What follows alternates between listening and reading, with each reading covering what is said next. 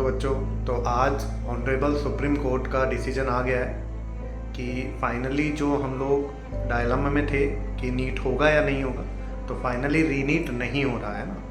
और no doubt इस फैसले से बहुत सारे बच्चे परेशान भी होंगे। तो बहुत सारे बच्चे ऐसे होंगे जिनके नंबर अच्छे थे, तो वो थोड़ा उन्होंने राहत की सांस ली होगी, चलो हम लोगों को दोबारा पेपर देने की ज़रूरत नहीं है ना। बेटा इसमें अब कई बच्चों को लगेगा कि यार कि CGI चंद्रचूड़ जी ने हमारे पक्ष में डिसीजन नहीं दिया, कईयों को लगेगा दिया है ना। तो नो डाउट ये एक ऐसा डिसीजन है जिसमें कुछ बच्चों को बहुत ज़्यादा प्रॉब्लम होगी, परेशानी होगी, क्योंकि जो 630, 40, 50, 600 प्लस वाले बच्चे थे ना, वो यही होप लगा कर बैठे थे 600 से 650, 60 तक के बच्चे थे कि वापस से रीनीट हो ताकि हमारे चांसेस बढ़े।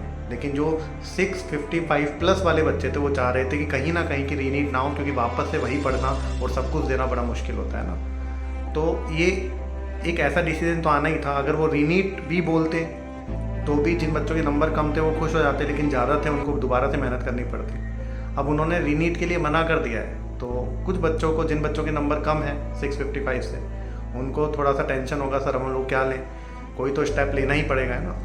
अल्टीमेटली कुछ बच्चे इस डिसीजन से खुश हैं, कुछ बच्चे बहुत ज़्यादा परेशान हैं। बट ये तो बहुत ज़्यादा क्लियर है कि हमारे एजुकेशन सिस्टम की तो हार ही हुई है ना।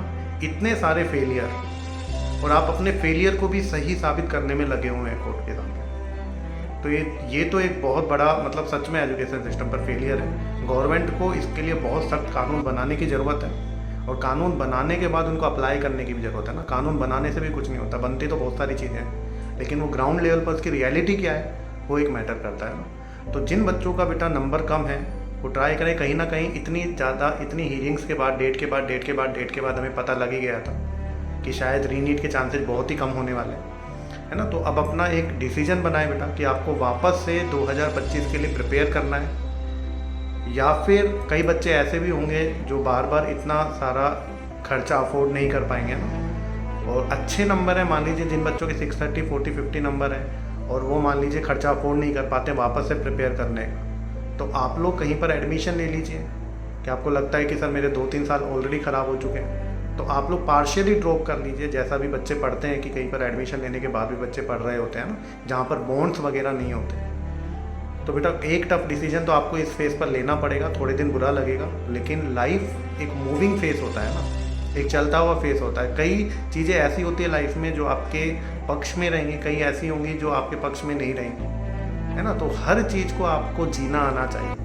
तो बहुत ज़्यादा परेशान होने की ज़रूरत नहीं है, अपने डिसीजन लें, हार्ड डिसीजन लें, होते हैं कुछ, है ना। तो ऐसा मत सोचो कि एक एग्ज़ाम की वजह से ऐसा हो गया वैसा हो गया।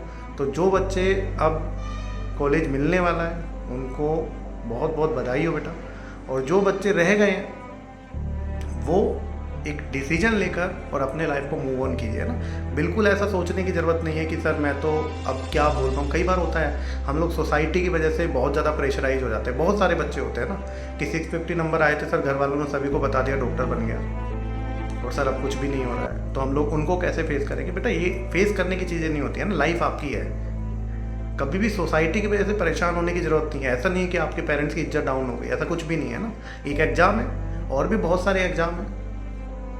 हम लोग ये सोचते हैं कि अब एजुकेशन सिस्टम थोड़ा सा स्ट्रॉन्ग हो, गवर्नमेंट उस पर काम करे ताकि फ्यूचर में ऐसी चीज़ें ना हो, है ना। तो बहुत ज़्यादा परेशान होने की ज़रूरत नहीं है बेटा, और अपना अब थोड़ा मूव ऑन करें, और या तो 2025 के लिए सोच रहे हैं वो देखें, या फिर जो भी आपको डिसीजन लेने हैं वो आप लोग लें, है ना।